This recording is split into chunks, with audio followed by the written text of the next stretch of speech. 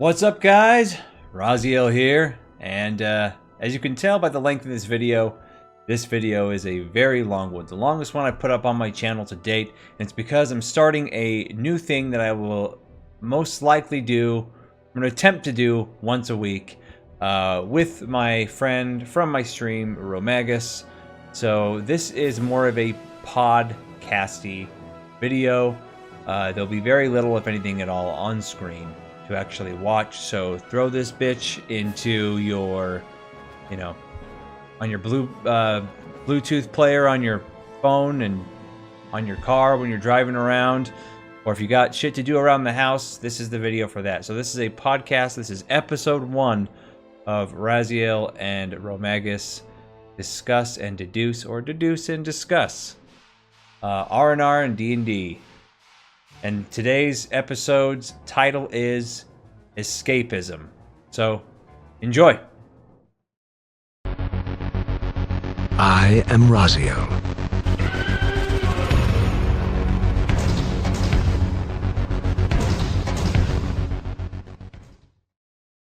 What's up, guys? Raziel here with Rhomagus for our first episode of Deduce and Discuss, where we generally cover topics relating to gaming, especially, and most of the time, specifically mmorpgs, and some deeper concepts than a lot of other channels may go into. Today's episode number 1, is escapism. So to introduce myself, obviously, if you're watching this on my channel, you already know who I am. But if you're watching this on Rhomagus's channel, I am Game Musings with Raziel is my YouTube channel, and I cover MMOs, and primarily the MMO I'm playing at the moment, which right now is Final Fantasy XIV. But I've played games, MMOs, since 1999, Asheron's Call, Dark Age Camelot, World of Warcraft, of course. The list goes on and on and on. And Rhomagus, why don't you go ahead and introduce yourself? Yeah, I'm Rhomagus Asclepiad. I used to have an old show in the 14 community. I'm mostly involved with Final Fantasy. I don't really consider myself that much of a gamer, even. I mainly just consider myself a Final Fantasy player. I try not to get too involved in it, which is probably what we're going to be discussing today in regards to the subject title. But yeah, I started Final Fantasy 11 back when it released. Stateside in around 2003, 2004. It was my first PC game, so I ended up having to buy a PC to even build it. So Final Fantasy 11 ended up being a really grounding concept for me when it came to external, like non-console gaming and stuff. So it brought me not only into the new world of MMOs, but also PC gaming in general. Yeah, cool. All right, so let's talk about the motivation for the show. Rhomagus was one of my original watchers and followers on my Twitch stream long before I was affiliated and everything, and we used to come and talk some shit and some banter, and over time we kind of realized that we had a lot of common opinions and also some disagreements, but that doing a show like this would be a fun thing to do. Do you have anything to add to that? Yeah, I would say most of the disagreements are really just nuances, Right. and I think, yeah, and yeah, I would generally tend to agree. Like, the draw of your show was that you're willing to say whatever you want, whenever you want. It's very much a free speech thing, and I really dug that. And the people that surrounded yourself around that show also dug that as well. It seems to be kind of like a relic of the past, where free speech has become this sort of bad word. Yeah, very, very, very much so. Yeah, and I very much disagree with that. So I always try to gravitate myself towards others that speak freely. Right. Yeah, it's good to. So people generally tend to surround themselves with like-minded individuals, which is good in the sense that you can realize you're not the only sane person left on this fucking planet, but right, exactly. Also that it makes you want to avoid, though, being completely in an echo chamber. And unfortunately, in the past, 10, 20 years ago, an echo chamber was fairly easy to avoid because most people were of a sane mind and would agree with most of what you were saying. And if they didn't, you could have a cordial discussion about it. These days, if someone disagrees with you, you're automatically a racist, a Nazi. The list goes on and on and on and on. So, Oh yeah, people don't want to feel uncomfortable. right, exactly. They want That's to the live whole in a point of world free where speech. no one's feelings are ever hurt, and that world and a world with free speech can't coexist. Yeah, but also one of my motivations for the show is just to have a creative outlet. Yeah, which again is what we'll probably get into in the show. Right. You got your day in and day outs. You got Absolutely. the everyday doldrums, and y- you don't want your life to turn into you wake up, you go to a job you hate, you come home, you zone out for 4 hours, and then you just go to sleep to do it all again. Right. No, I You know, agree and completely. I mean, and yeah. yeah, your life turns into that '80s song, "Everyone's Working for the Weekend," and it's Yep. not. Yeah. It's not a good. I mean, it's a fine song to listen to, but it's not. It's not a philosophy for life. No, absolutely not. Unfortunately, I think Yeah. most people do live that way, and we all have to have our creative outlets. I mean, that's why I originally started my YouTube channel about 3 years ago. It was never, a concept of I need to make some money. I got to jump on this PewDiePie train or whatever the fuck was going on with that. It was I need an outlet to vent my frustrations with the games I was playing and for my passion for the genre. And it's been a great outlet. Twitch has been as well. Right. Well, and yeah, that's a huge part of escapism to start. Well, I wouldn't say escapism to start with, but it can be the groundings of, and really, there's not really a huge difference. And why don't there's a very fine line, but I would say between escapism and exploring. Yeah. I don't know. What do you think? What do you think about escapism? What does escapism mean to you? I think it means two things. I think there's healthy escapism, and I think there's destructive escapism. Because healthy escapism, for example, is something that you can focus on and you can do to get away from things in life when either at that moment in time you just don't have the energy or the strength or the capacity to deal with it at that moment. You need more time to process. Uh, a perfect example of that is I remember back in 2006, Burning Crusade had just come out, and I actually hadn't bought it yet. It had been out for like 3 weeks. I hadn't bought it yet, and I was in college. I'm showing my age there. I'm old as fuck. But I was in college, and I had just gone through a really bad breakup with this girl that my girlfriend that I was really super, head over heels in love with, and I'm the one that broke up with her because I realized it just wouldn't work because our life goals didn't line up, and also directly afterwards a very toxic rebound relationship that destroyed a friendship in the process. So I needed to get away from that, because I had my homework, I had my schoolwork, I was doing a bunch of shows in school because I was, a theater major, and so I needed a way to get out of my head, out of the melancholy, pitying myself and focusing on my mistakes. So I picked up Burning Crusade, and I no-liked the shit out of that for a few months, and overall, it's one of the biggest things that helped me through that situation, and it helped me have time to process and not focus on the negative thoughts and feelings. Now, toxic, and I hate the word toxic, but I'm going to use it here. The bad kind of escapism doesn't even have to involve video games. It's where you are past the time where you say, okay, it's time for me to deal with this now. I built up my strength and energy, and I've got my head on my shoulders straight, and you just numb yourself exponentially. A good example of this is someone who's an alcoholic. Drown their sorrows in alcohol day in, day out, destroying their health, their friendships, their jobs, and because they just absolutely 100% refuse to deal with anything in their real life. So that's essentially what escapism is to me. Those two different sides of the coin. Yeah, for me, I would say, they're so it's such a tightrope, taking into account like this sort of the unhealthy aspects of escapism and the supposedly healthy aspects of escapism. So in order to sort of free yourself of that tightrope, I try to just use a different word entirely that sort of sums up the same concepts. And that's why I used before. It's the difference between escaping into something and exploring something.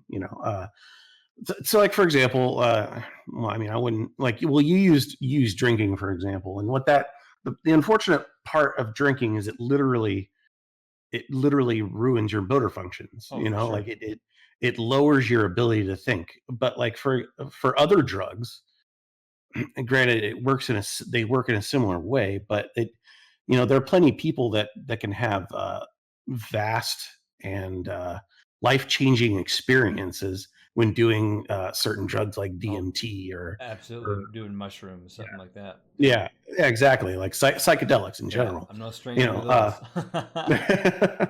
well, I am, but like at the same time, I don't mind that there's a healthy way to go about doing psychedelics and an unhealthy way of Oh, doing absolutely, psychedelics. absolutely. I mean, I know from Yeah. personal experience, you get in. Tell a funny story here. You get into the like if you're around the wrong people when you're doing psychedelic drugs, and you get in a dark mindset while doing them, it can it can lead to either some really funny results, but it's still pretty terrifying for the person who's high. Like I had an example. I had a friend who was on mushrooms, and we were all on shrooms, and we were all tripping balls, and we were having a good time. And this is back when I was in my late teens. And all of a sudden, my friend, he had just gone through a breakup with a girlfriend, and he was pretty depressed. So we told him beforehand, hey, you probably shouldn't do these mushrooms. And he did them anyway. And he just disappeared on us, and we had no idea where he was. So we started searching for him, and we found him in his truck with the windows rolled up. And, we knocked on the door, and we said, what are you doing, man? And he said he was going to kill himself. And luckily for us, his plan to kill himself was to get into the truck and roll the windows up so he'd suffocate. So he could, because no air could get into his truck, because he could see the air, and he's like, no air can get in the truck if the windows are rolled up. That was his mentality. Yeah, and so we decided to just leave him there and just keep an eye on him, because we're like, he's not going to die. He'll just sit there and eventually fall asleep. So Right. what happened. And but yeah, I mean, but he can get into a really dark place, because that, if he would have gotten that thought in his mind of I'm going to kill myself and would have tried something else, it could have been a lot of trouble. Well, yeah, and in your friend's example, like he was in the wrong mindset to begin with, Exactly. right? But before he started the recreational activity to escape, right? He was already in the wrong mindset, so that the drug just ended up enhancing that mindset more, Exactly. And rather alcohol will do than the same thing. I mean, alcohol. yeah. I mean, some people, regardless of who they are, will be either an angry or a happy drunk, regardless of the mood they were in before. Mhm. But Yeah. there's a lot of people. I think the majority of people, if whatever mood they're in before they drink, it just escalates it exponentially after. Yeah, from my personal experience, that's what I've noticed. I don't drink either, but from the people that I've been around that do, they just turn into like themselves plus 10, right? And then the filter drops. Right. Right. Yeah, the filter's gone. So it's like you're still you can. It's weird because you could still kind of have conversations with them. You can't really tell if they're drunk Right. until they start getting really far along and they start slurring their speech, or Right. Yeah. like the conversation starts going in a weird way. Yep. I agree completely. But yeah, for me, is I try to use an entirely different word. So I don't really refer to it as healthy escapism or toxic escapism, because Right. I, like you, don't like that word toxic. Right. I prefer to just choose to call it exploring, right? So, Sure. for example, you and your other friend that wasn't going through a bad breakup, you guys were probably having a sort of like mental exploration. Oh yeah, but you're having a You fun know, time. yeah. Well, you can have a fun time, but like you can also, like, I mean, I've heard of experiences of people, finding themselves on these sort of DMT trips, and Sure. it's they're like studying their trip as if they Right. had a dream journal, like. Sure. I never personally experienced it on that level, but I definitely Mhm. had some like pretty incredible experiences. But overall, like, Mhm. when it finally wears off, I'm just like, okay, that was fun. It was like going on a roller coaster, and it was a good time. But again, I've never used a drug with the exception of one short period of my life, which is actually quite recent. But I've never, other than this one time period, I've never used a drug as a form of escape. It's always a form of let's have a good time. Yeah. Yeah, I've never used drugs recreationally, but I could see myself using them in an exploration mindset. You know, Sure. like I'm very much interested in, you know, internalization, Right. you know, introspection, you know, the study of your own dreams. What's your mind trying to tell you when you're sleeping? Your You know? subconscious, right? Exactly. And I mean, to tie this back into the MMOs, I mean, because let's be honest now, the vast majority of games these days, in the last decade at least, even if they're single player games, have online functionality. And the vast majority of the most popular games are you play with other people online.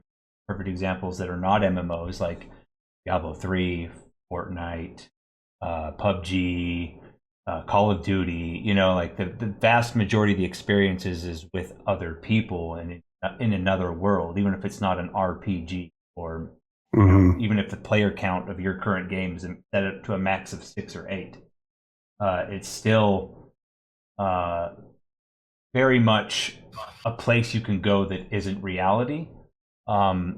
So when I look at the advent of the MMO, because when I first started playing MMOs, I would definitely describe my mindset how you did is it was exploration. It was, man, I want to go on a fantasy adventure in another world, be another character, and not because I didn't like who I was, but because I always dreamed, you know, as a kid, going on like an adventure in the same way that, you know, Bilbo fucking Baggins did in The Hobbit, or, you know, stuff like that. And so that was my initial draw to MMOs. And I'm sure, as you're very well aware, online games, especially where there's a lot of social interaction, are very easy to get engulfed in and addicted to. And I think over time, for a lot of people, that's what it progresses to, where it's dealing with this fantasy world and dealing with these, you know, adventures and these characters becomes 10 times more appealing than anything they believe they could accomplish in their actual life. Well, yeah, one of the draws to a lot of these folks that play MMOs is it literally is their only source of social interaction. You know, right, and not just social interaction, but accomplishment of being anything. Yeah, both things. You know, and that's a very human need. I think MMOs capture MMOs capture an aspect of gaming that what was there before, but wasn't on such mass appeal. You know, Right. Single player games. Right. You know, the loner gamer. You know, Sure. now granted that's still a Right. Common stereotype, And but not just loner that. gamer. Right. I mean, like Go ahead. sorry to cut you off, but like it popped in my head here. Like before MMOs, every game you would play, RPG or not, the game is telling you a story where you control somebody else in that story, but that story is very streamlined. It's very on rails, and you know, so like for a good example, the Soul Reaver series, which, you know, I named myself after the main character of that for my YouTube channel. It's a great story. You get super involved in it. It's a story about time travel and vampires and, you know, dark mythology. But in the end, you're never playing it with the mindset of I am the character. That's never a thing, really. And the same with all the single player Final Fantasy games. You're watching, it's pretty much like playing a book. You get to experience a book on a more intimate level. While MMOs, especially the early ones, which were all sandbox and not theme park, it was the first iteration of a game that was akin to, before this point, was only available in playing something like Dungeons and Dragons, a pen and paper game, which is your character in the game is an extension of yourself. You are, if you want it to be. There's no set story or destiny for your character. There's no, you know, like there's rules, but there's no like rails that you have to be on and have to experience the story the same way everyone else does. And I think that appealed to a lot of people with, in regards to a place they could go and be successful and be somebody that other people want to be. That's they could never see themselves achieving in their actual real life. Yeah, and that's what's really that's what's really depressing about the whole thing, right? I think it's like why MMOs have captured people so much today. The draw is so intense. I remember Right. I'm just a small town kid. I grew up in a really small town in the middle of the woods, and I never ever would have thought that I would be talking on a daily basis to people not only from different states but different countries. Right. Right. I used to raid with some friends that lived in England, and I would talk to them on the daily. They weren't business associates. I didn't fly over there. I didn't meet them. They weren't pen pals. Right. They were just as part of my day in and day out as my local American friends that I met in real life. Right. I'm on the same page here. Yeah, and what I think is also interesting is this emergence of a like a grounded internet culture. Like I was talking to a German friend of mine, and he was throwing out all of these English memes.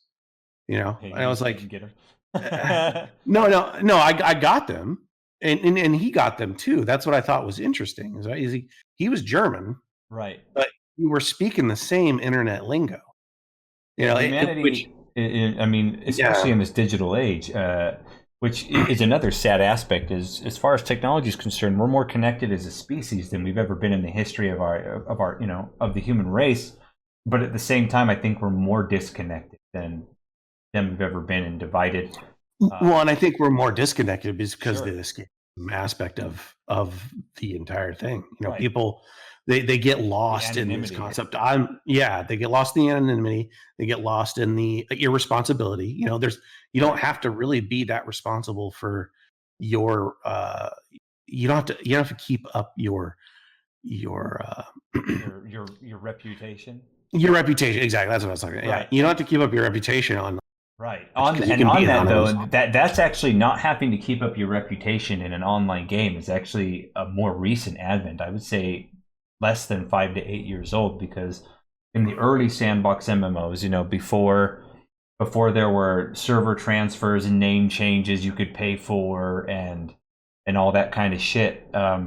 What server you rolled on, man, that was your reputation. If you were a helpful player and you were kind to people and went out of your way to do things for people, everyone wanted to play with you. Or if you were like a top tier PvPer, people would be afraid of fighting you. Whereas if you were a big cocksucker and you went around just being a complete dick, ninjing loot, trolling people, griefing people, your reputation would go down the shitter and no one would want to play with you. And that's something you had to accept, because if you were a high level and the only way out of it was to re-roll on a different server and start all over with a different reputation. Mm-hmm. Yeah. And that's yeah. Well, and like there's been this like development of a shared internet culture that supersedes, international borders. A lot of English phrases have become my day to days. I say I a lot. As to say in agreeance. Like I instead of yes. Right. And I'll say and like I'll even say you what. Yeah. UWOT. I find myself saying that you what. And those are mad lad. We don't call each other lads here in the States, but I find myself knowing what a mad lad is and kind of using it in my daily parlance. Bunch of the content I used to watch, especially back in my WoW days, is like Fat Boss TV, and they're from England, and they have very thick Cockney accents, and they're a hoot to watch, and and it's kind of funny because it also ties into my my theatrical training that I went to college for, because a lot of the courses you take is accents and different cultural. A lot of the plays you do are not written in the United States; they're not American plays. So they come with a lot of different dialects and a lot of different perspectives on what society is during the time those plays are written. Mm-hmm. So it's very, I think it's very awesome, but at the same time very tragic, because as we were talking about with the escape from society into an MMO because you feel you can accomplish things. One thing I brought up to you, if you remember earlier, a couple days ago over chat, was you have to decide, and this is something that can't be. It's going to be 100% subjective, and is what. Even if you were as successful as you ever wanted to be right now in society, in your real life, whatever that is in your head, that's subjective. Picture it in your head, people listening right now, like as successful as you could possibly, you think you have the potential to be. So obviously, if you're an ugly 3'2" guy, you're probably not going to be a model, no matter how much you fucking want to do it. You know what I mean? Like there's certain things that are just out of some certain people's reach, and that's okay. It doesn't mean you're a shitty person at all. It just means nature has restricted certain things on you, and no one can help that. But on the same token, that the person has to subjectively decide, if I could have that thing right now, if I could have all of that success right now, and knowing how much effort I'd have to put in to get it, but I know I'd get it if I put in the effort, is what society is going to give me better than what I'm getting out of being in this virtual world? Yeah, I see what you're saying. And that's something everyone has to ask themselves individually. All right. And that their answer is going to very much depend on two things. One, what their experiences have been in the real world up to this point, and two, what it is they consider success. Yeah, most certainly, especially when it comes to success. Like, it has to, in my opinion, and like we were talking about, you can't. Well, you can, but I think this is part of the whole toxic aspect of success chasing. It's that you're looking for the either condemnation or the approval of others, and you're not guaranteed either. It doesn't matter. It really doesn't matter how. I think that's one of the things that I grew up thinking, like, oh, as long as now granted, you can get by. Like one of the old Rolling Stones lyrics. You can't always get what you want, but if you try, sometimes you can get what you need. Absolutely. Like the people. There are some instances where I can look at people that are down in the dumps, and it's just, well, you're not trying. Right. That's it. Which may be true. Which may be true in a lot of cases, because sometimes even getting the will to try is more than people can muster. But and again, that relates to what their experiences have been up to that point, how much shit they had to deal with or not. Indeed. And the thing is, I mean, for me, when I escaped into World of Warcraft after that breakup, there was a double breakup in a short period of time. I would say it quite frankly saved me, because I knew that I wasn't escaping permanently. I wasn't going there so I never had to deal with the problem ever again. And maybe that's just because that's the type of person that I am. But I mean, I know Life the Game for months. I didn't let it, affect my schoolwork or anything like that.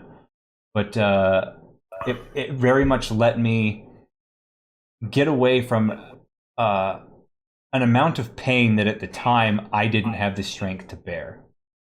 And I had to let it sit and cool down a little bit before I went back and picked it up, if that makes sense. Yeah, I remember I found Final Fantasy XI shortly after my divorce. And I was in a similar mindset, but I wasn't. I never really connected 11 with trying to escape from my divorce. The things I would do to escape from the feelings of my divorce. It sounds really stereotypical, but like I would literally brood in my room and listen to The Cure. listen to The Cure. Okay. I listened to The Cure. It wasn't Coldplay, but yeah. Listen to all these like sappy, bittersweet love songs. Cereal bowl full of emos that comes with the company. Exactly. Right. No, I get it, man. That was totally me at 20 years old. Right, and that's totally normal for your age, and I think that though something that probably was underneath both of our escape after a breakup into a game was, regardless of who was at fault for the breakup or for the bad thing that happened to you that you're escaping from, you feel like a failure, especially as a man. Failure, I think, hits men especially hard because we're kind of, society kind of grooms us that it's not okay to fail, and that especially one of the reasons why it's not okay to fail, because if you do fail, everyone else fails. Right. You as a man have been thrust, just based on your biology, you've been kind of thrust into this position of leadership. Well, that's one of the things that I've workhorse, and you're supposed to be a powerful, strong leader, and failure we see as weakness. And so when we fail, we feel like failures, and so a game, we're like, I may be a failure right now in real life, but I can be a success in this game.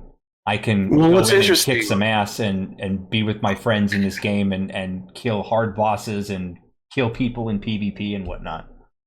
Kind of, though, right? And I think me and you have noticed this on, well, I mean, you could just go to the 14 official forums or on the subreddit. You've got people that can't even do that in a video game. Yeah. You know what I mean? No, like I've said, how many times have I said on my streams where I say my estimate is over 70% of people that play any game are fucking terrible at it. And I would say half of the people that are terrible at it don't know that they're terrible at it. Well, but there's some people that like Tanxiety.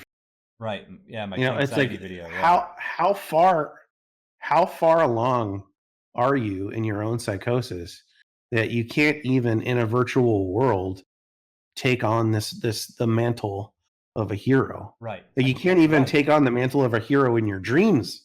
Right. Right. It's such an anxiety-inducing thing. Yeah. And I think the reason why is MMOs and games, and because they're so, especially, they're so integrated with other human beings, it ties back into an innate human emotion and human desire to be respected, to be loved, to be liked, to be accepted, needed, to feel needed.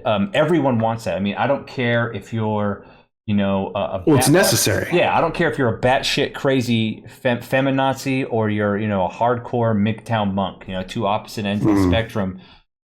That desire you can't wish away. You can't just will that away and go, okay, I no longer 100% care if anyone that exists on this planet, friends, family, like me. Like, I'd go even further and say, I would go even further and say it's not even a desire. It's an innate genetic trait. Yeah, it's a part. Yeah, it's a part of being human. Yeah, it's an innate need, and it's a hard. I mean, you can temper it, and I mean, like I feel I have, where I have a pretty thick skin, and it takes a lot to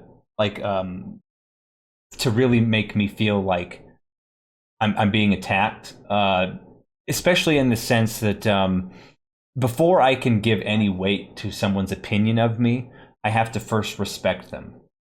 And there are very few people in the real world and the virtual world that I actually respect. So they can call me every name under the sun. I mean, you've seen it in my YouTube comments and even people who come troll me on my Twitch streams, and I don't fucking give a shit. I think it's funny because they don't know me. They don't know anything about me. I just from the the retarded shit that they've said, I can already tell I'd never have respect for this kind of person. Right. And so their comments and their views on me don't affect me in any way.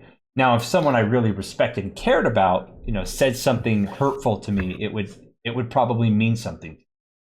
Mm-hmm. Well, I guess it also depends on how close it is. Like are they tapping into a particular insecurity? Right, so like they're exactly, if there's someone that I like see as a mentor or someone who I look up to, and they were to somehow at one point in a moment of weakness really hone in on something that I'm insecure about, and then voice that and use that against me, then yeah, I would feel attacked and worried. But yeah, more on like that's what people say. You got to have a thick skin when you go online. You don't, because you're not. You don't have to have a thick skin because you're not there. Meet those people exactly. Like I would argue that you don't need a thick skin. You need to laugh at bullshit. You know what I mean? Like, it's not having a thick skin. They have no context. People right? only have as much power over you as you give them. Indeed. Like I had this one healer that was pulling some bullshit in a daily run that I was doing in 14 the other day. Right. And they were throwing out all these insults and stuff. It stemmed from me jumping ahead. Because they said, "Hey, wait up! This is I just got a few new abilities or whatever." I was like, "Well, we're level 80. Right? You've been doing this for a month now. Right? You know how to heal. Just heal. So I'm going. I pull a pack of mobs, and then I pull 2 packs of mobs. Which is standard procedure at that level. And I'm finding I'm on paladin. Everything you possibly can. Exactly. Because other people are using their time as well. Right. It's not just the healer show. And even as a tank, I'm not assuming that I'm better than everybody else. But as a tank, you set the pace. You set the pace. Exactly. That's it. That's part of the tank's responsibility, is to set the pace of the dungeon. Absolutely. Everyone else has to fulfill their role in order to fulfill that pace. And more often than not, when you're at that level, people just want to get through the dungeon. Sure. It doesn't matter if a thing pops up and says, "Oh, this is your first time here." It doesn't matter. It's your first time here. It's literally my 80th time. Right. No, I agree. I can only watch the Praetorium cutscene so many times in a row before I start memorizing lines from it. But anyways, this particular healer kept like throwing out all these insults. It's like they never landed to begin with. I didn't need to have thick skin because the insults by the face of them made no sense. Well, you knew they were coming from a fucking idiot. Exactly. It was just coming from a moron that didn't know what they were doing, that was trying to pull an ego trip. Sure. And they had probably been handheld. I think their friend was the DPS. So like they probably don't play this game on their own. They probably only play it with that person. Did you look at the healer's gear? I'm just curious. I didn't. No, I didn't. That's usually the first thing I do when somebody is insulting me. I look at their gear, not to like judge them and go, "Well, I have better gear than you," but seeing what their gear is kind of lets me know what their style of play is, how knowledgeable they are about their class. Are they melded correctly? Are they, putting the right stats on their gear?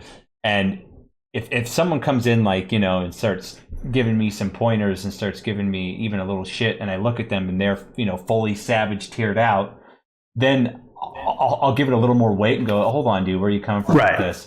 But if they're in fucking like trash greens and have no melds, or like pulling an old school warlord and putting spell speed in his fucking samurai gear, I'm gonna instantly just be like, "Dude, shut the fuck up!" Like, yeah.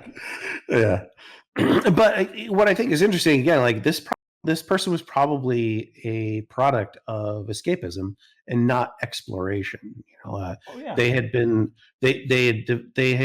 gone into MMOs thinking that they're going to ooze, that this is a safe place for them to ooze their ego out onto others, and that they'll pick a role that controls. Healers don't control the pace. That commands they respect. That commands respect, but they control this person was trying to control the pace by sucking. Sure. By purposefully sucking, right? Like, see, that was the thing. Like, we would pull one mob and all she would do was cast cure. Right. Oh, yeah. She wouldn't throw out any stones or anything like that. DPS, she wasn't contributing DPS. Exactly. She would just cure. So if she's just curing, if that's all she's doing, she's covering the tank, then pulling two packs of mobs should not be a problem. But then I saw her type in the chat, well, if he just wants to die, just let him die. Like, no, you know, like that's what you say to DPS, bitch. right. Yeah, you don't say that to the tank, because when the tank drops, everyone else drops. Right. Even if no one else attacked the mob and they don't have enmity, right, that's still wasted time. Right. Like right. If I drop and I have to go back to the beginning of the dungeon, you guys can't continue the dungeon without the tank. Right. That doesn't. You're not making any sense here. And you know, when you have this mentality of, oh, just let them die. And you know, here's when you were talking about, you know, that person being and you know, using escapism in that way, which I totally agree. There are people that do that. Yeah. And she may have very well been one of them. But here's a fucking what occurred to me also is, and get ready because this is going to be, you know, big brain 400 IQ. We're going to be here. I think escapism. I mean, not escapism. Sorry, exploration. The mindset of exploration can also do the same thing if the exploration goes deep enough. What I mean by that is if they go so far into the spectrum of exploration that all gear, how the game functions, the rules of the actual game, because let's be real, it's not a real fantasy world. There are rules coded into the game. There are mechanics coded into the game. There are, you know, very specific things of how you can be good and get better at the game. I've definitely met some people that are, I guess the best way to describe it is they're so hardcore RP, like RPers into the exploration thing, that they pay no attention to any of the other stuff. So that they get so deep into it that they also become a burden on the parties they join, because they're equally as trash as someone who's so in depth in you know, the other side, the other spectrum of escapism. So I think where you can see the difference is in escapism, someone who's doing it in the escapism way, those people will generally tend to be the elitists, because everything's so important to them that failure is not an option ever, no matter what, because this is their life. While with, on the other end, they generally, the people that are super deep into escapism, and thus that's why they're so bad. I mean, not escapism, sorry, exploration. That's why they're so bad. They generally don't throw out the insults. You know, they're generally not mean to people, but they're just as much of a pain in the ass to group with and do stuff with, because they ignore all the rules of the game and what it actually takes to be good, because they're so invested in the fantasy part of it. Yeah, but I think for those people, though, it's not like that doesn't affect their real life. No, right? It doesn't affect their real life. It's the same discussion. It affects the other people in the party. Well, it affects our virtual world for momentarily. Sure. Right? Yeah. And for the most part, I'm okay with that, in that, like, you're gonna come across shitters. It's gonna happen. Luckily, you're not gonna run into most of the people too deep into the exploration aspect of it. And high end game content. Right. They usually don't get that far. No, you know, like there's plenty of stories about, or they flat out have no interest in it. Yeah, there's plenty of stories about the Balmung people who fail because they want to play Archer. Or, you know, they don't want to be a bard. Fucking World of Warcraft Goldshire and debauchery and fucking degeneracy, you know, that was going on all the time. They explore so much that they don't want to be considered a bard, so they don't equip their soul stone. Exactly. They want to be an archer. You know, I want to be a bard. I don't play songs, motherfucker. Yeah, exactly. You know, so it's like, okay. Now, granted, that just hurts, but all of that's sequestered to the virtual world. Sure. You know, that sort of exploration. The virtual world, but the pure escapism one hurts themselves. I agree with that. Yeah, I agree with that. Yeah. And I still think that there's a place for those types of exploration players, as long as they find like-minded people. Get on an RP server. Get in a fucking RP guild that has no intention of doing high-end content. Right. And just have fun. Have your parties, your beach parties, and, you know, no sweat off my sack. That doesn't bother me at all. If that's how they want to play the game. The only time I have an issue with them is when they do come into that content and they're unwilling to learn how the actual mechanics and stats in the game function, because it doesn't align with their RP of their character. Right. Yeah, that makes no sense. That's when I'm like, then why the fuck are you doing this content? you're not equipped to do this content. You know, you're not in the mindset to do this content. Mm-hmm. So I think it can go both ways. Well, and so what we've touched on is like in these MMOs and in the online internet interactions, like we can pull real life sort of lessons from them. Oh, absolutely. Right. And that's both the draw and what could be to the detriment of the player. But I think as long as you're pulling these life lessons out of the game and bringing them back with you into the real world, that's exploration. Right. You know, like for example, if you're a geologist and you have to go study volcanoes, and you're talking to your friend who's a lawyer, they're like, yeah, I've got this business trip to Hawaii. They're like, oh, you got a business trip to Hawaii? It sounds like more like a vacation to me. You escape into Hawaii? No, I gotta get in this fucking suit. I gotta go to Kilauea, and I gotta pull magma out of a fucking volcano. Right. No, not a vacation, dude. I'm a geologist going to Hawaii. Yeah, granted, it's nice and it's a popular vacation spot, and more than likely, I'm going to be having Mai Tais on the beach. It's going to be a thing that happens. Right. But you know, you're sitting here behind your desk in whoever in an office building, and I am pulling literally, you know, the flames of Vulcan. Right. from below there, right.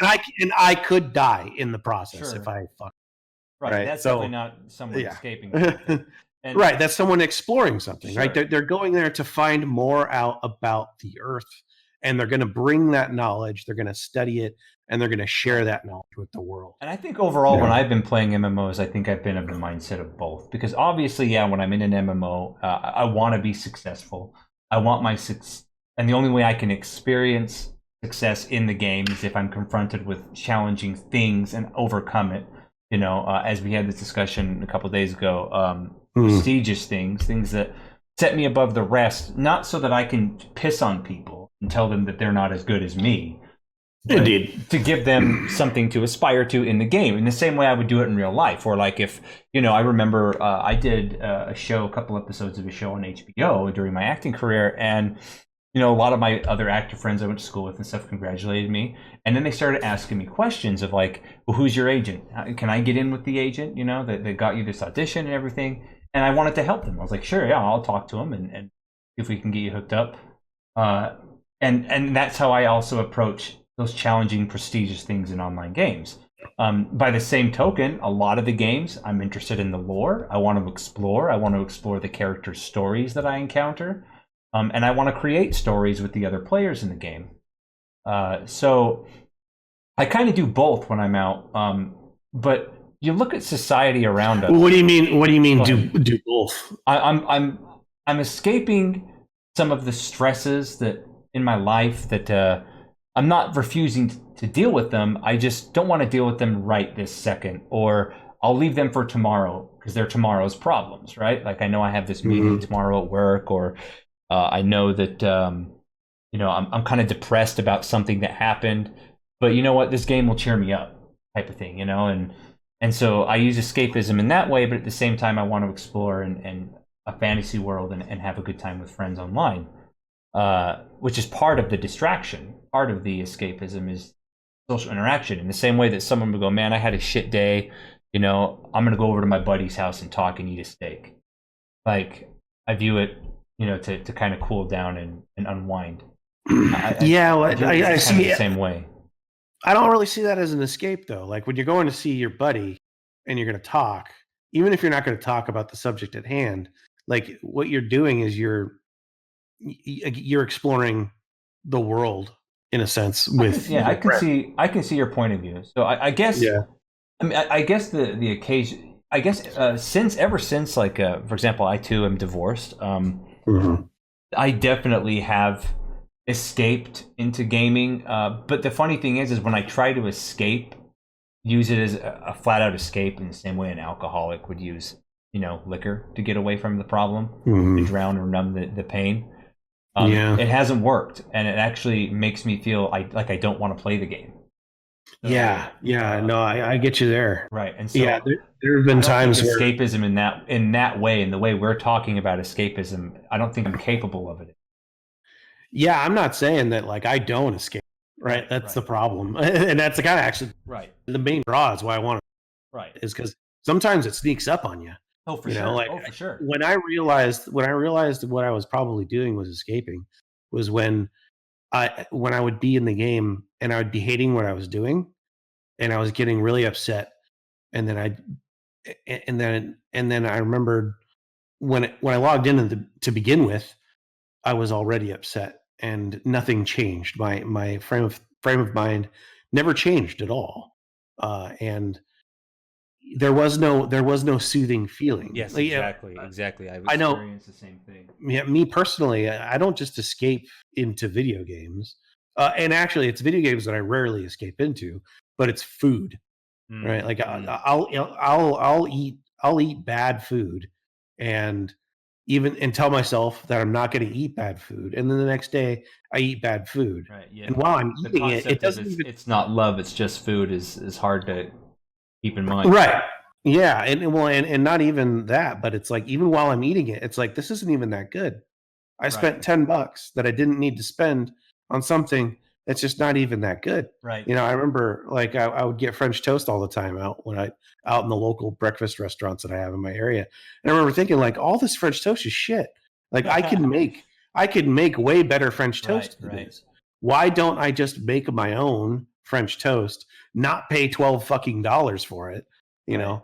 Pay $12 for a whole week's worth of French toast that tastes 100 times better. Well, why is it that I'm not doing it? I'm stuck in this process of part of it is wanting it's sort of the same aspects of an MMO, like having that static sound of people talking and eating, and that's part of the restaurant experience. Gives you a little bit of comfort that you're not alone.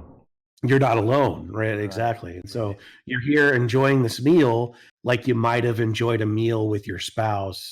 Sure. You're kind of still doing those still day-to-day things, just without the other person there. Well, and I think exactly intimacy intimacy is another deep human need. It's not. I mean, sure, you can categorize as a want, but it's a need in the same way that all those other social aspects we talked about.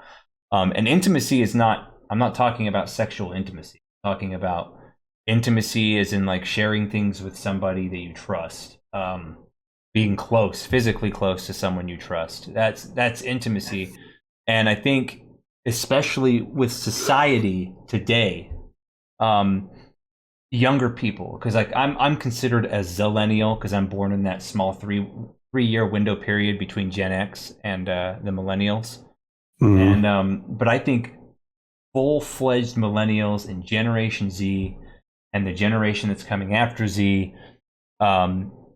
are so fucked, and that's why they because of what society has turned into, the thought policing, the shaming you because, I mean, let's just be honest, let's not cut full punches here. You're shamed if you're born a male in today's society. You're automatically a rapist and you're toxic and a bad person, and you're broken right out of the gate and need to be fixed. That's the assumption, right? The assumption. It's not true. It's not true, but that's what boys are taught. I mean, why is it such a big surprise that the vast majority of like hardcore gamers are male?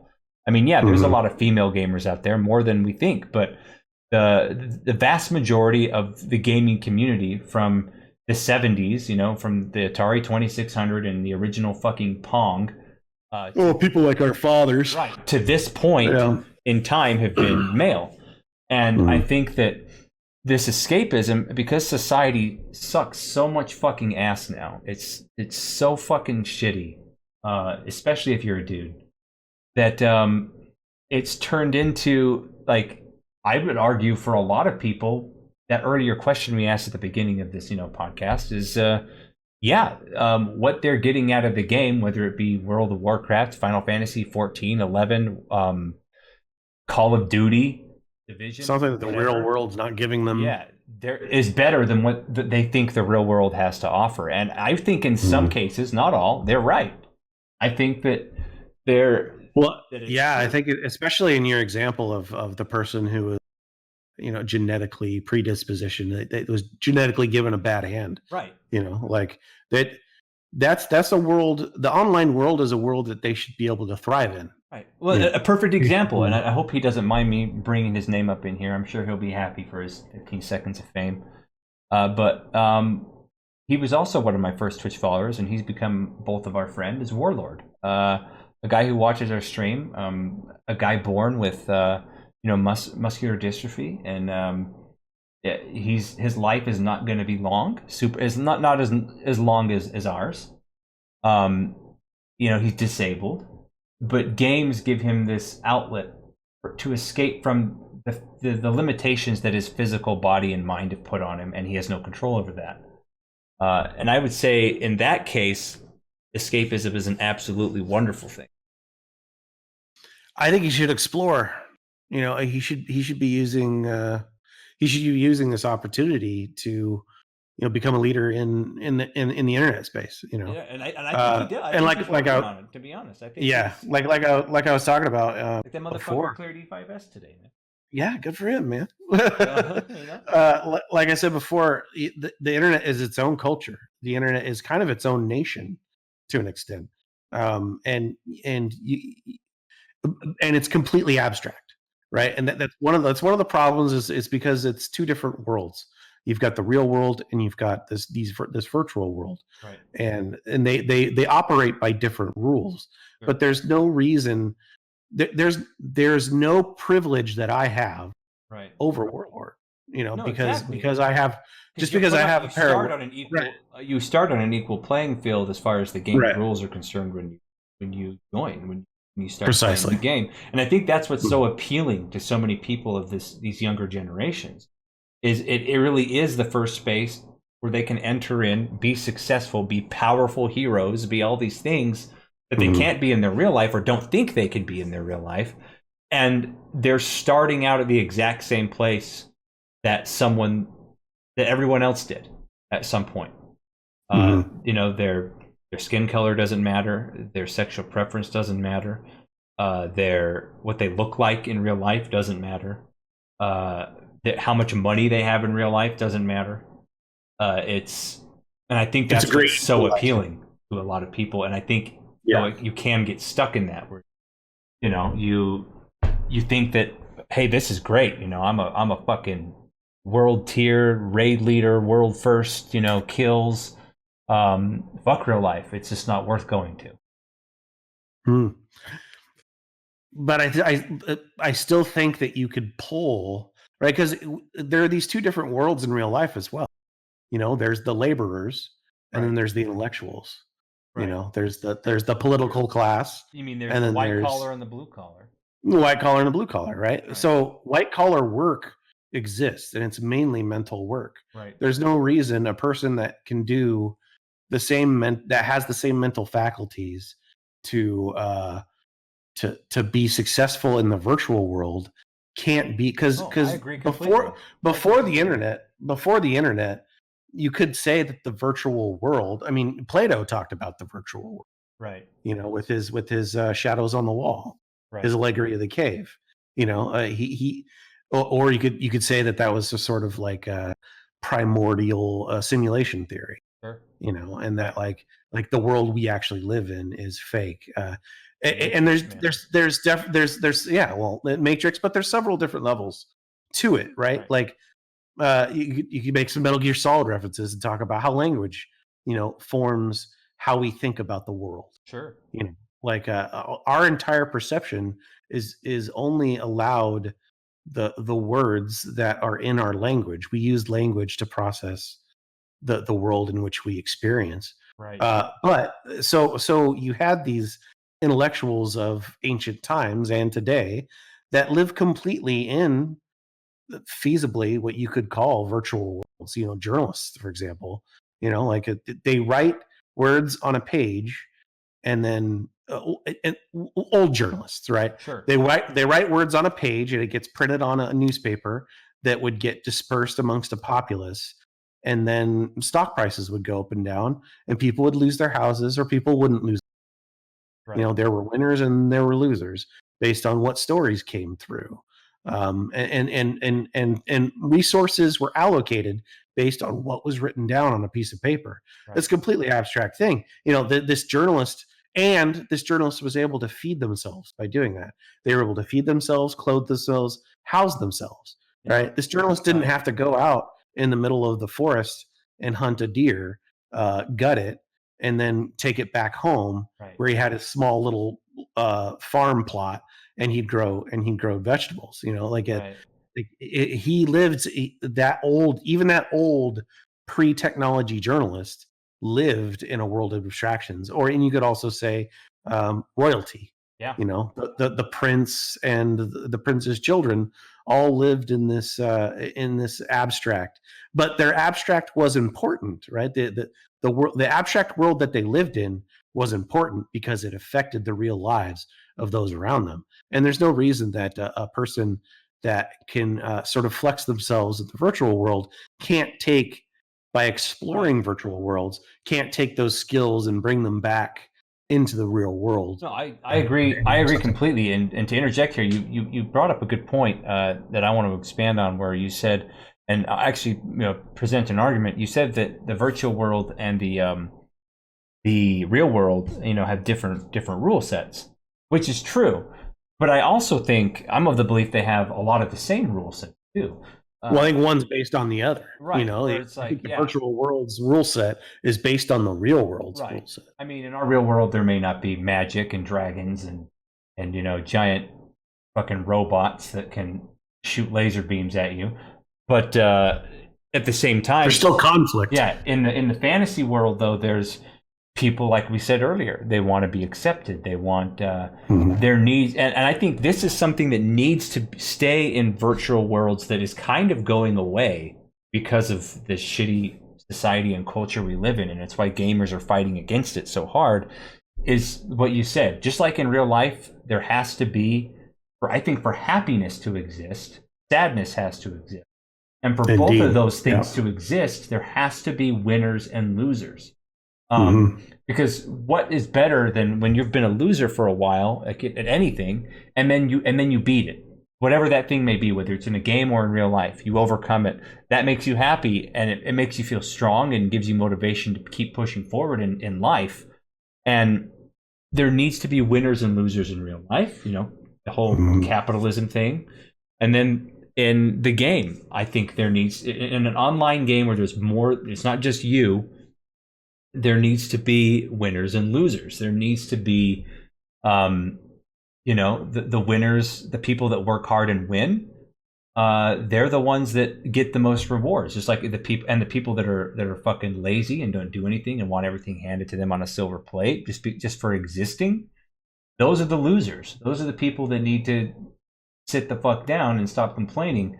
And the bottom line is the internet, and because of our cancerous society that we live in our SJW society, they're trying to push that into games. And retail World of Warcraft is a perfect example of this, where there more and more as the game has moved on over the 14 years of its life, 15 years of its life, the things that you could win at, the things that you could work hard to accomplish have gone away, and everything's just been handed out.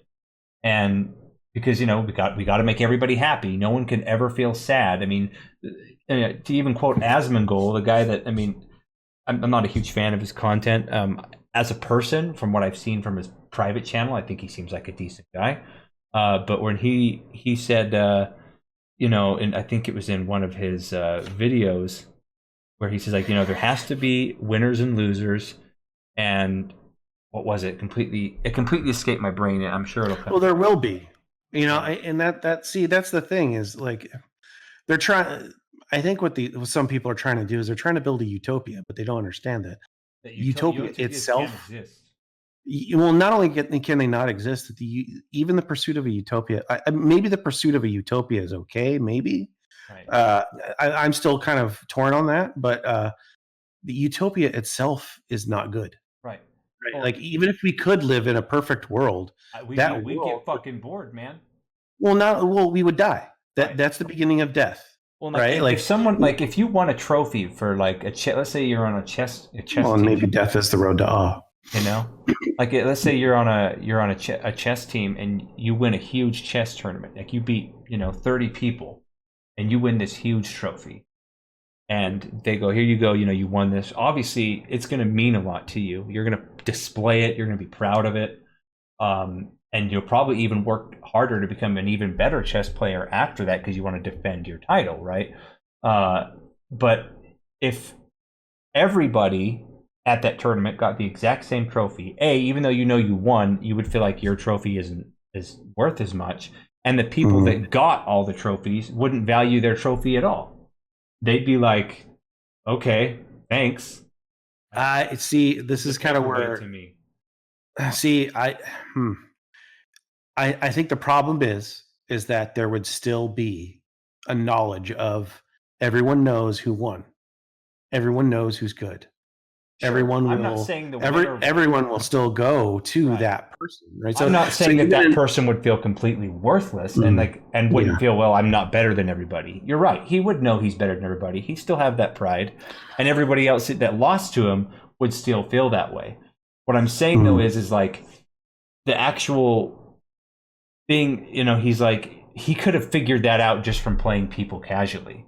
He didn't have to enter a tournament. He didn't have to put that much effort in to figure that result out. And because of how much effort he had to put in to win, the pressure that's on you to win in front of all these people, that's the whole point of a tournament. Well, that journey. Right, and that how much strife he had to go through. If everybody, even the guy who, let's say there's a guy there who doesn't even know how to play chess, and he just showed up because he wanted a trophy, it devalues the trophy itself. It devalues the physical thing you take home, because then let's say you go home, you put the trophy on your shelf anyway, even though everyone got one, and somebody who wasn't at the tournament comes in, and says, "Oh, hey, where'd you get that trophy?" And you go, "Oh, I won a chess tournament." But then he finds out that everybody else at that tournament got the exact same trophy. That person then is going to have no idea that, even though you say you won, he's going to be like, okay, but that doesn't really mean anything because everyone got There's no point. You don't really need to impress that person. No, you don't need to, but I think it's part of human nature to want to. Right. I mean, but that doesn't mean that that's good. No. Yeah. So like, where was I going to say? I guess my train of thought of why I think though that I feel that it's good is because when you win and you get that sense of accomplishment that way, it's an endorphin, right? It's the same. It's by impressing other people is I think it also. I think when other people are impressed by you, it can go one of two ways. It can either make you even more motivated. Well, they can be jealous of you. Sure. But it can make you even more motivated to push forward, to be even better, right? And then in turn, you help others be better. Or you can go the opposite direction, which is the bad direction, where you just treat everyone like garbage who you feel is beneath you.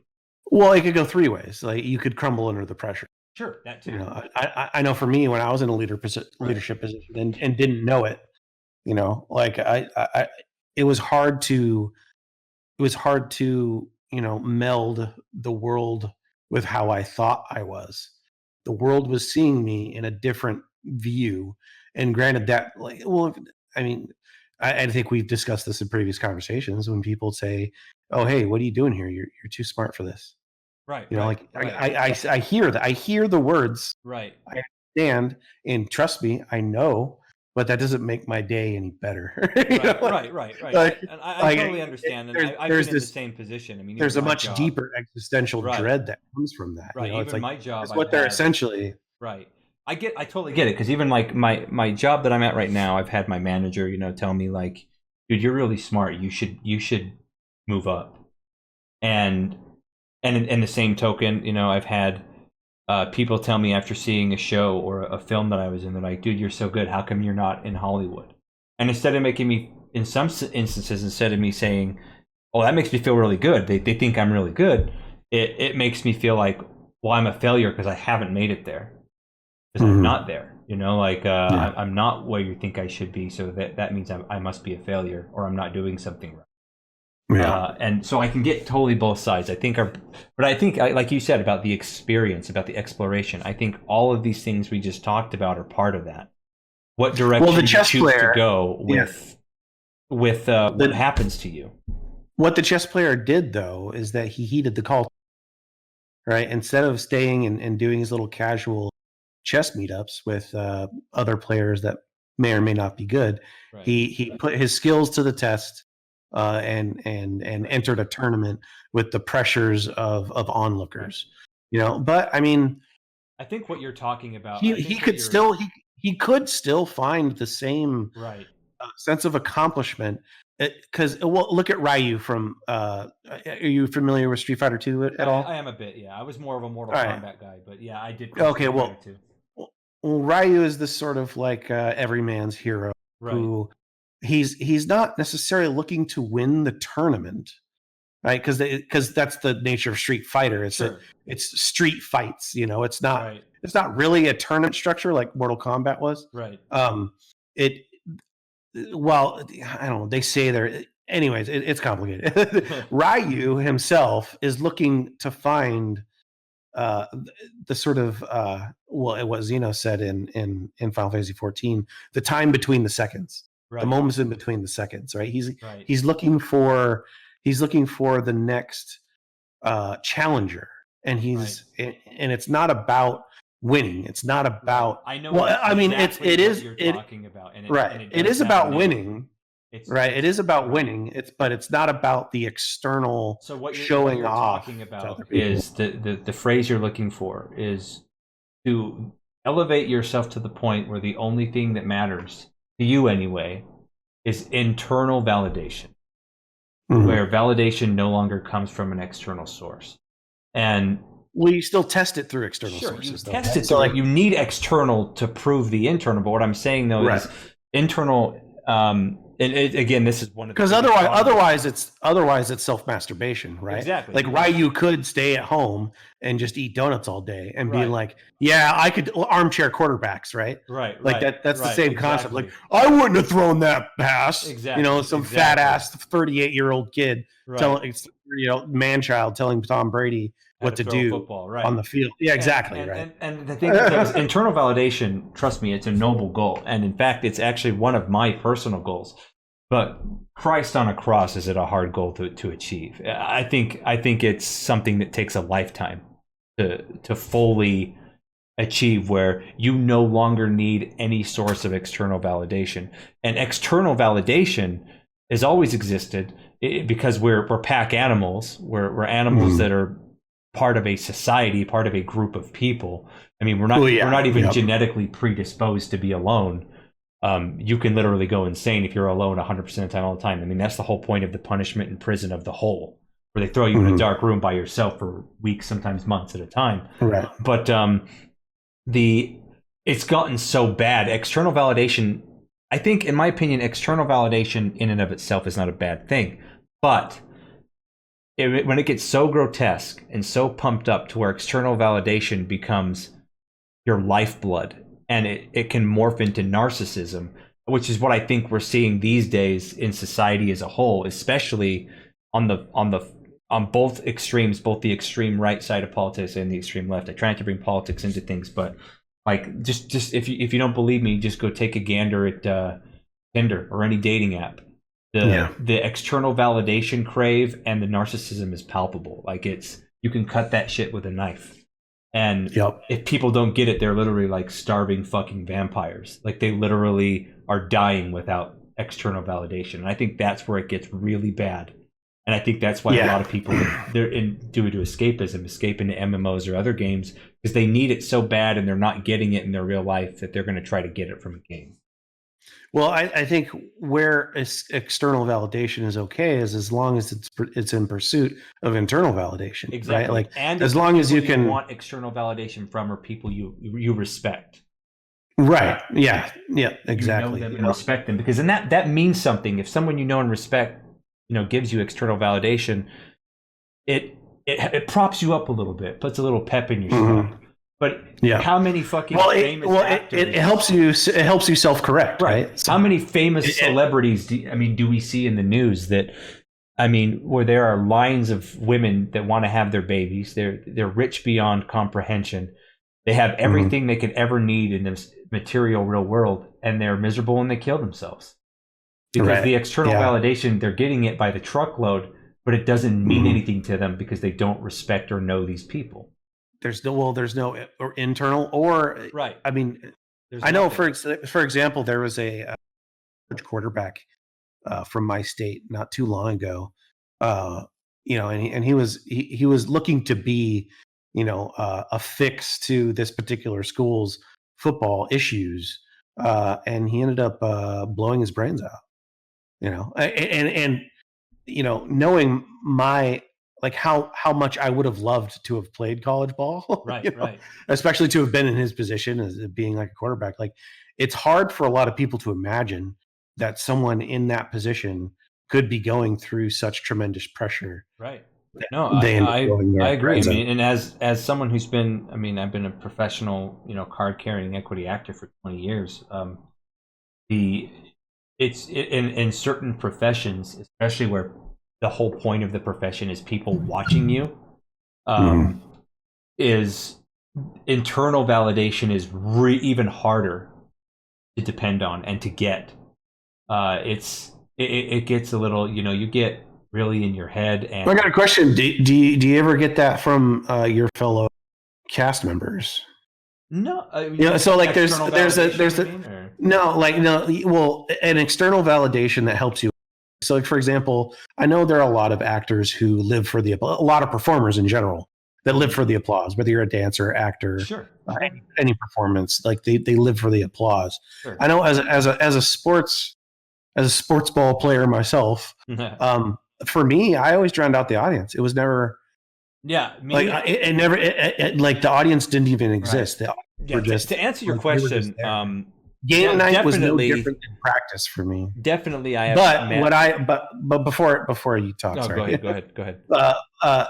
I was always playing with my friends, whether I was playing on the home field or I was playing on an away field, like, or whether I was on the practice field or whether it was Friday night and it was game night, right? Right. The context didn't matter. The only difference was that every Friday night, the whole league would match up who won, who lost. Right. Right. And I did. And I'm totally going to kind of throw a chip in your direction here. Is like, that was the goal, was to get was to come, all of that work all throughout the week was to make sure that Friday went according to plan.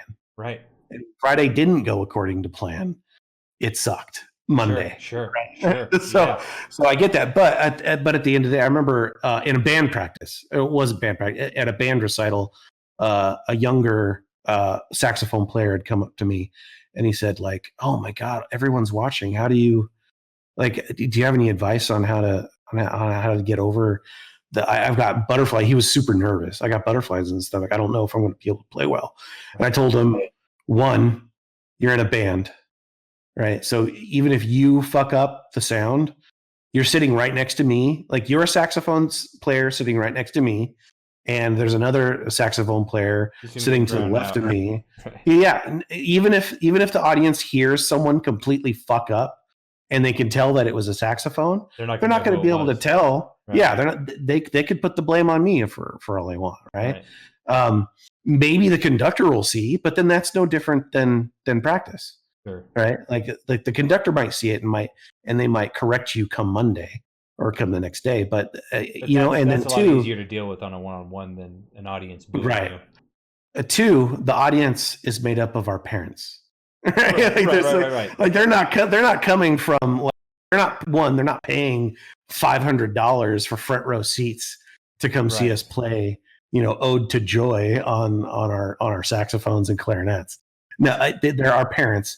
And even if we completely like at the time, I think it was this was an 8th grade recital, and we would share it with the entire K through 12 program. Right. It was in the same recital. So you'd have the little kids sing their songs, and then the parents would clap, and then the next grade would come up, and then they would do their thing and then clap, and then it ended with the high schoolers and the seniors doing their recital, and everyone would clap. It was the same deal. So I had to tell them, like, they're not gonna not clap.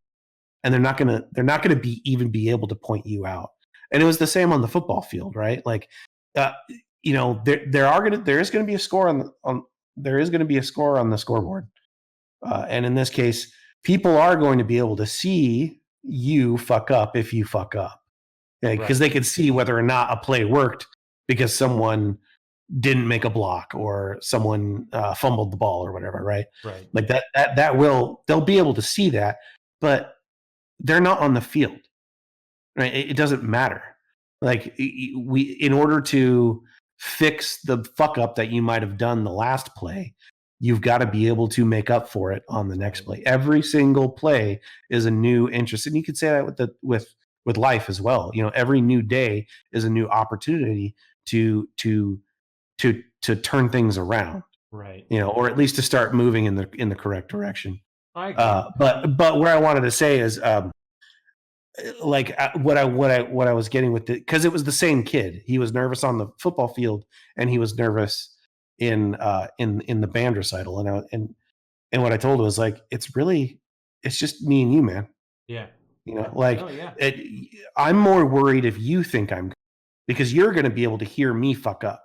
Right. Like if I hear you fuck up, I'm going to hear you fuck up. So you should be worried about my performance, and my reaction to your performance, not necessarily the audience's.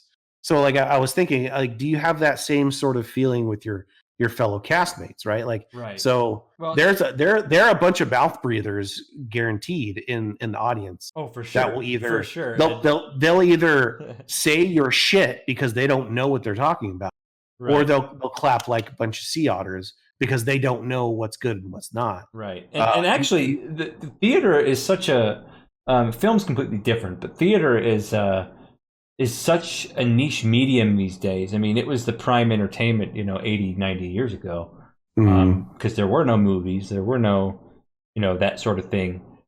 So generally, the audiences you get in theater, I would say the majority of the audience members do know what's good and what's not. Just because that's the kind of people that still go out to theater, generally tend to be more cultured individuals. But to answer your question, I mean, the two biggest reasons I got in theater and acting in the first place was I wanted to tell a story as a creative outlet. I love telling stories and experiencing being through another character's eyes. And I saw the camaraderie between castmates on, behind the scenes on films and TV shows, and in my brother's plays. My brother was an actor as well. And I was like, I want to be a part of that. Now for me, before every performance, whether the house had 25, 30 people in it, or in the houses where I performed for 800 to 1,000 people, the nervousness and the butterflies came before every performance. Which was good. You use it as fuel. However, just as an aside before you can. Sure, go ahead. Even with this podcast, or even with this show that we've got right now, same thing happened before we started. Really? Right? Like I was like, oh fuck, what am I going to talk about? What am I going to say? See, and this is kind of a new. But now, right? Well, no, it's not, because I had a show before and I had the same thing before.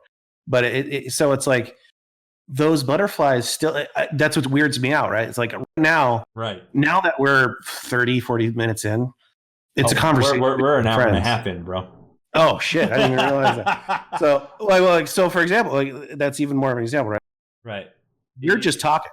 Right. We're just talking, but we're also recording. It's just us, even though hundreds of people will probably watch this. But right.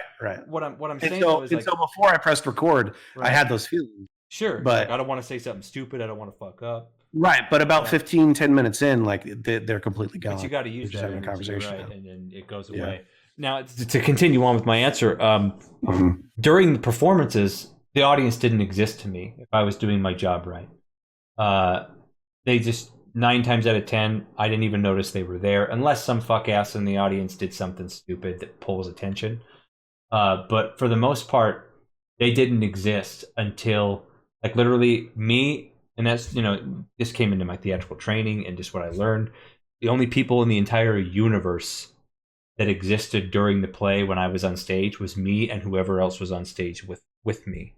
And then once it was over, then it creeps back in of, did the audience like it? Did they, was was it that, and then that's where the external validation kind of starts to creep back in after the play's over. And to that note, I would never ever in any show I've ever done, and shit, at this point I've probably done over 50 shows, not including film. Never have I even read a review of any show I've been in. I've seen some, but the only reason I looked at them was because that show had ended like a year or two ago. So it piqued my interest, you know? But during, so many actors read reviews while the show is running, and I've seen actors make the mistake of, you know, some reviewer gives them a bad review, them specifically, on a character choice or a director choice. And so then in the middle of the play, the next time the show's on, they'll change it and they'll fuck something up because the other actor that's there isn't ready for that. And they'll do something, they'll change and cater their performance because they want people to like them. Yeah, it's a machine. You know, only one person, and it happened to be a person with a piece of paper and a pen, had a negative opinion of their performance. And they'll completely adapt. That's how badly people want and in a way need external validation.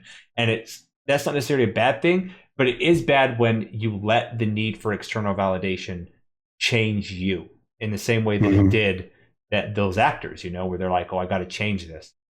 Because not only does it get in their head and fuck them up, but it fucks up everyone else in the cast that has to work with them then. Because they're like, dude, what are you doing? Like, that's not how we rehearsed it for, you know, a month and a half. You could go off the handle any time, you know? And what am I supposed to do? So it's, I think external validation is something that everyone kind of needs and wants, but you've got to find a healthy way to get it and a healthy way to accept it. Well, yeah, because it should be in pursuit of that internal value. It should be, the external validation should be to test the internal validation. I think internal validation is good for a boost, but it's not something.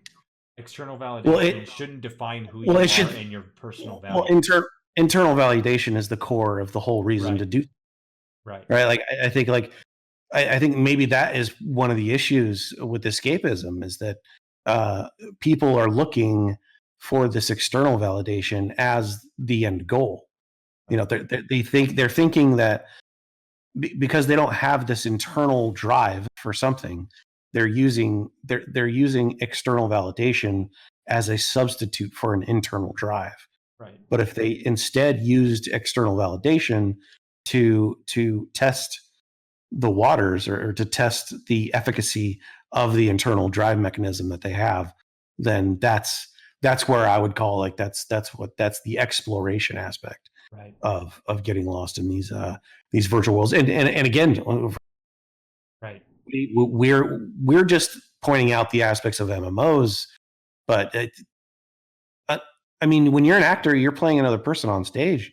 Right. When you're a game player, you're playing a different character on the screen. Exactly. You know, it's very much similar in the same way. So it's not at all surprising why you as an actor would be drawn to just the concept of not only gaming but MMOs in particular, where you share.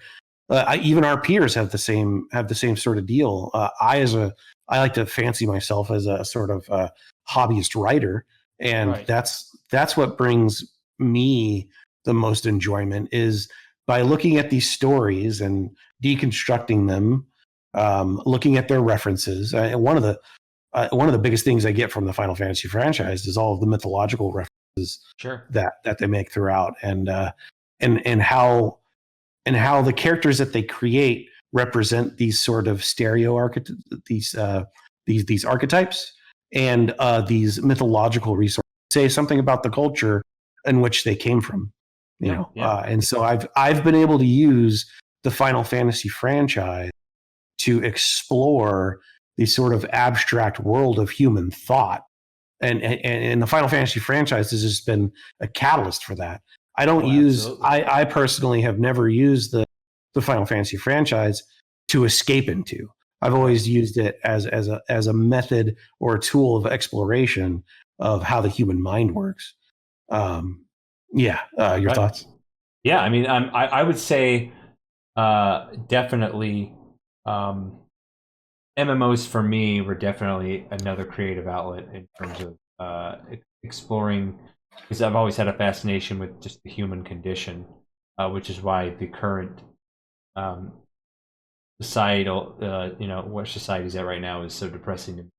But at the same time, like I've always just fucking loved video games and stories. Of the stories that you can both create and experience in an MMO. So yeah, but I think we've gone on for quite a while here. I think it's a good spot to wrap way it too up. long. It is. is. So anyway, guys, down in the comments down below, tell us what you think, what your thoughts, what you agree with us, on, what you don't agree with us on. How do you feel about these podcasts? Rhomagus and I are planning on doing one of these a week. Our links to both of us, again, it's Rhomagus and Raziel. Our links to our YouTube channels will be in the description, as well as my Twitch. Do you have a Twitch like account? I know you have a Twitch account, but do you have a Twitch channel, or are you still sticking with Mixer? I've got them all. Okay. Right. So I've got a Mixer channel. I've got a DLive channel, and all of it is under my last name. So all right. if you're not my last name, will be in the description. Links Links to all of our outlets, my Twitch, my YouTube, Rhomagus's Twitch, Mixer, and YouTube will be in the description. What do you want to talk about next week? Yeah, see, that was the thing. I was hoping that we'd be able to tease something in the middle of this conversation. I kind of have something that came to mind here. Do you? How would you feel about discussing the current status of high-profile and mid-profile Twitch streamers in general? I mean, we don't have to talk about any specific named ones, but what the Twitch streaming culture is kind of creating with gaming. Ever since the move of Ninja over to right, streamers in general, not necessarily just Twitch streamers. Right. So streaming in general, streaming in general as a profession. Streaming as a profession is what I really want to get into, because I have some. Yeah. Okay. Yeah. Let's do that. All right. Go ahead. Yeah, that sounds good. So that'll be next week's subject. Yep. So next week we'll be talking about Twitch live streaming, regardless of the platform, because I know people stream on Twitch, Mixer, DLive, YouTube, Facebook. Streaming games as a profession. What's good about it? What we think's bad about it? And what drives us fucking nuts about it? So yeah, that's what we will talk about next week. All right. See you next week. All right, guys. Thanks for tuning in. This has I'm Raziel, Game Musings with Raziel. Not Game and I'm Musings Rhomagus with Raziel. And I'm Rhomagus Escapism. I'm Rhomagus Escapism. You can find me. You probably won't be able to spell my name just based on me saying it, but you'll see it. It'll be in the description. Yeah. All right, guys. As I say on my way out, keep it real. And see you next time. Later.